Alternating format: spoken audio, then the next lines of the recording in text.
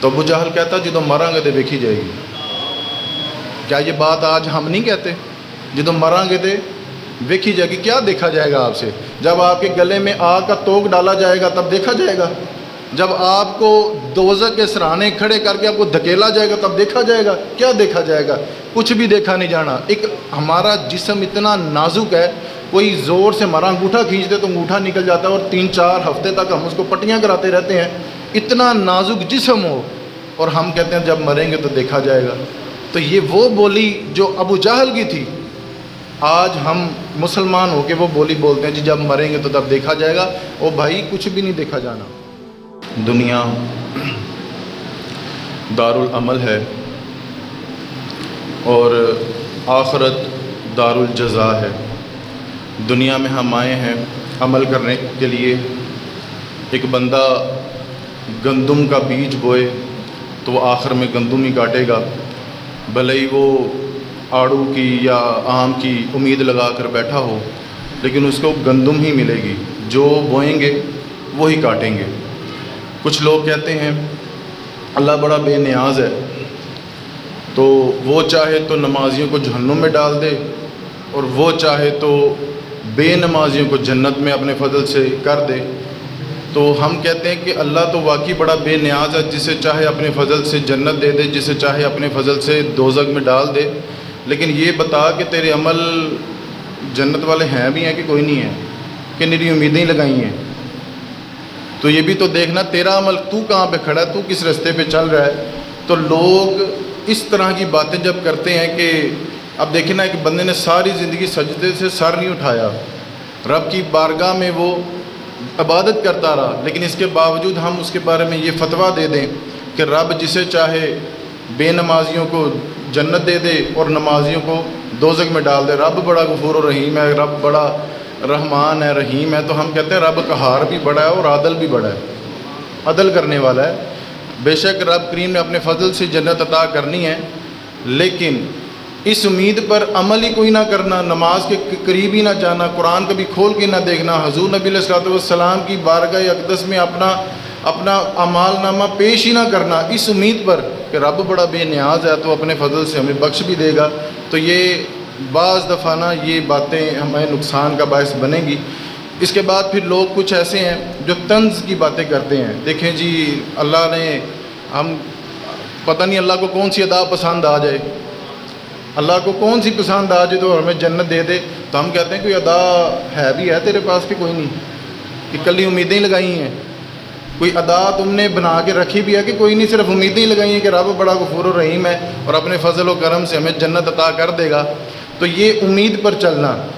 اب دیکھنے کہ بندہ لاہور جا رہا ہے، منہ اس کا لاہور کی طرف ہے، وہ کہتا جی میں تو جا رہے ہیں پتوں کی، میں تو جا رہے ہیں خیال اس کا پتوں کی کہ گاڑی اس نے لاہور ڈالی ہوئی ہے، تو یہ اس کا اپنا قصور ہوگا کہ انت میں وہ لاہور پہنچ جائے اور دیکھے کہ یار میں تو راستے ہی غلط چل رہا تھا۔ اس بات کو سمجھے کہ میں تو راستے ہی غلط چل رہا تھا۔ اس دنیا میں آپ عمل کرتے جا رہے ہیں اور اس امید پر نماز بھی چھوڑتے جا رہے ہیں، حقوق العباد کی بھی آپ تلفی کرتے جا رہے ہیں، حضور کی باتوں کو بھی آپ پس پشت ڈالتے جا رہے ہیں اس امید پر کہ رب بڑا غفور و رحیم ہے، تو یہ پھر آپ کا راستہ ٹھیک نہیں ہے۔ تو آج ہم کچھ باتیں کریں گے جو مجھے موضوع دیا گیا، دوزخ کی سختیاں اور جنت کی بہاریں۔ دوزخ کا بھی بیان کریں گے انشاءاللہ تعالی، لیکن جنت کی بھی بہاروں کا انشاءاللہ تعالی ذکر کریں گے۔ وقت میرے پاس تھوڑا ہے، مضمون چونکہ میرے پاس زیادہ ہے، تو آپ نے نا بڑی توجہ کے ساتھ میرے ساتھ ساتھ چلنا ہے انشاءاللہ تعالی، آپ کو مزہ بھی آئے گا اور بڑی چیزیں آپ کو نئی سننے کو بھی ملیں گی۔ حضور نبی علیہ الصلوۃ والسلام نے، میں رستے کی بات کر رہا تھا کہ ہم نے رستہ تعین کیسے کرنا ہے۔ میرے نبی پاک صلی اللہ علیہ وآلہ وسلم فرمانے لگے، جس بندے کو تم دیکھو نا رات کے کسی پہر میں وہ اٹھ کے مسجد آ گیا، رات کے کسی پہر اٹھ کے وہ مسجد آ گیا، حضور کا مور لگائیے، حضور فرمانے لگے اس نے اپنے جنت کا راستہ آسان کر لیا ہے، جنت کے جانے والا جو راستہ ہے وہ آسان کر لیا ہے۔ یہ راستہ حضور نے ہمیں بتایا ہے کہ رب کی طرف تم نے آنا تو جنت کا راستہ آسان ہو جائے گا۔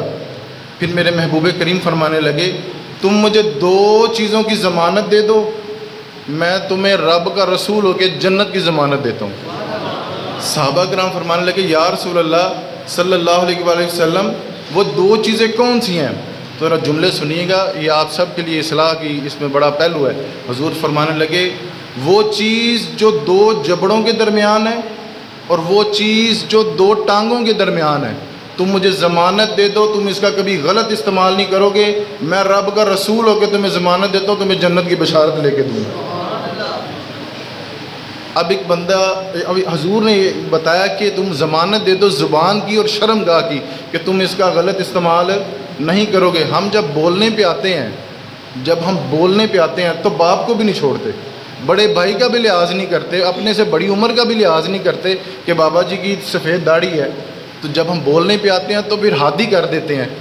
پھر حضور نے یہاں پہ مور لگائی، تم اپنی زبان کی ضمانت دے دو اور اپنی شرم گاہ کی بے اخلاقیوں کی ضمانت دے دو کہ کبھی اس کام میں پڑو گے نہیں، میں رب کا رسول ہو کے ضمانت دیتا ہوں تمہیں جنت لے کے دوں گا۔ تو حضور نے ہمیں یہ رستہ بتایا۔ پھر حضور نبی علیہ الصلوۃ والسلام، حضور کے صحابہ فرمایا کرتے تھے کہ جب حضور جنت اور دوزخ کا بیان کرتے تھے نا، جب دوزخ کا بیان کرتے تھے ہمیں یوں لگتا تھا جیسے ہم پہ جو دوزخ کا منظر ہم سامنے دیکھ رہے ہیں، لیکن جب حضور جنت کی بات کرتے تھے نا تو یوں لگتا تھا کہ جیسے ہم جنت میں بیٹھے ہیں، اور جب حضور قیامت کا بیان کرتے تھے تو یوں لگتا تھا جیسے اگلی لمحے قیامت برپا ہونے لگی۔ یہ حضور نے بیان فرمائی چیزیں۔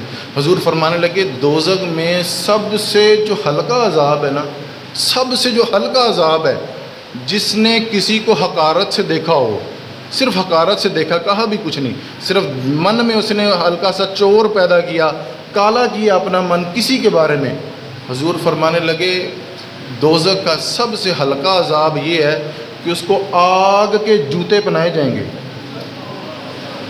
آج تو ماشاءاللہ موسم ہی بڑا پیارا ہے، عام دنوں میں بھی یہ جون جولائی اگست ستمبر جب آئے گا تو ہم جب ننگی زمین پر پاؤں رکھتے ہیں، حالانکہ وہ آگ نہیں، وہ تو ایک پتھر ہے، اس کو اتنا گرم رب کریم کے سورج نے کیا ہوا ہے کہ ہم اس پر پاؤں نہیں رکھ سکتے۔ سگریٹ کے جلتے ہوئے گرولے کے اوپر اگر ہمارا پاؤں آ جائے تو وہ چھالا ڈال دے۔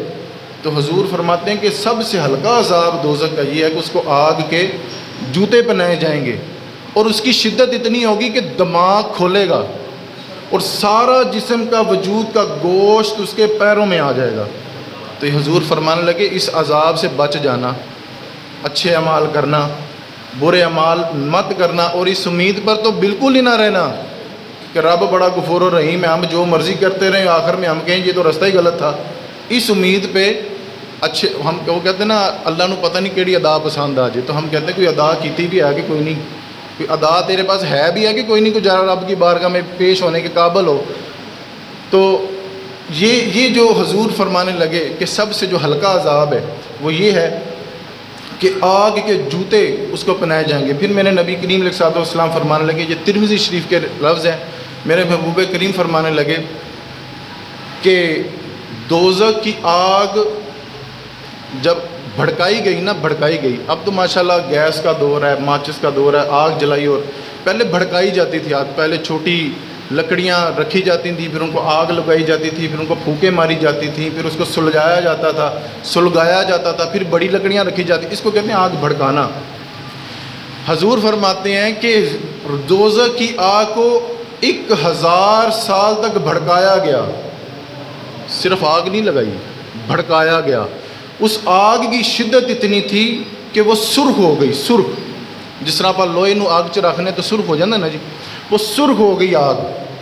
پھر حضور فرمانے لگے پھر 1000 سال اس کو سلگایا گیا، بھڑکایا گیا تو وہ سفید ہو گئی۔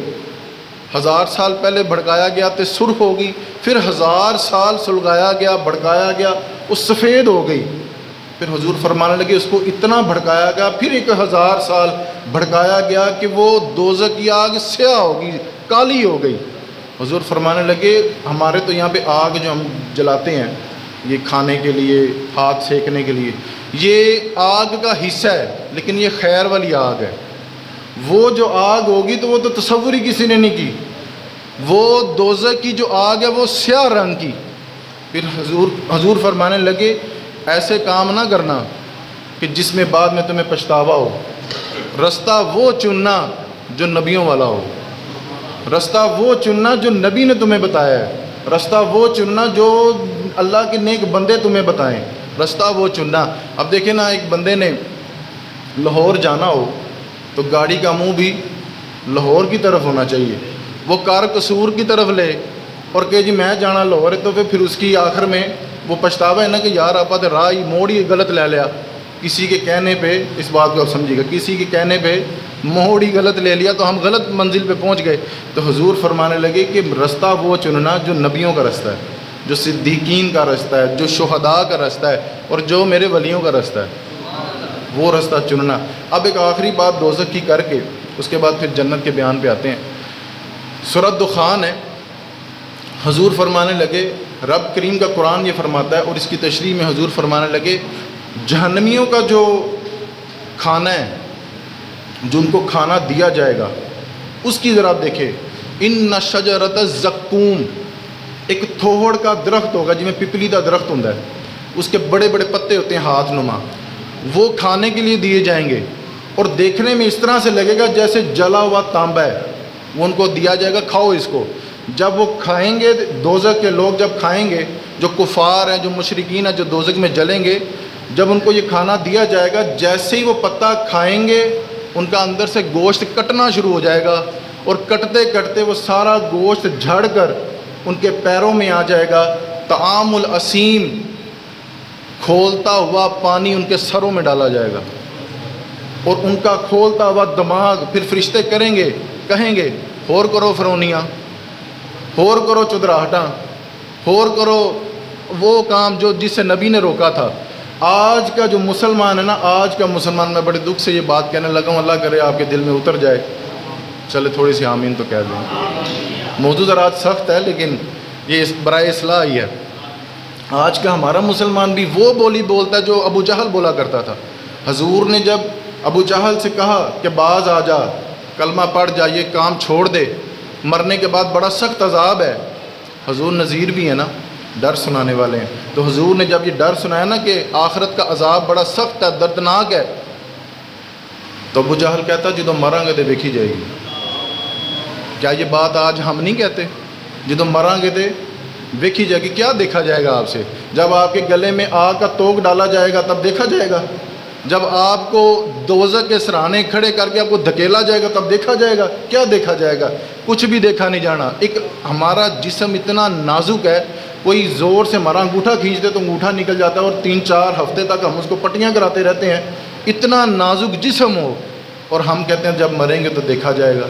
تو یہ وہ بولی جو ابو جہل کی تھی، آج ہم مسلمان ہو کے وہ بولی بولتے ہیں جی جب مریں گے تو تب دیکھا جائے گا۔ او بھائی کچھ بھی نہیں دیکھا جانا، جی جب وقت آنا تو یہ بڑی سخت ہے۔ اللہ تعالی ہمیں قبر کے عذاب سے محفوظ رکھے، دوزخ کے عذاب سے بھی محفوظ رکھے، اور ہم دعا کرتے ہیں کہ ہمیں اپنے محبوب کے غلاموں کی غلامی دے کر ہمیں بشرف جنت کرے۔ یہ دعا کرتا ہوں میں آپ کے لیے بھی، اور آپ بھی میرے لیے کریں گا کہ اللہ تعالی ہمیں عذاب دوزخ سے محفوظ فرمائے۔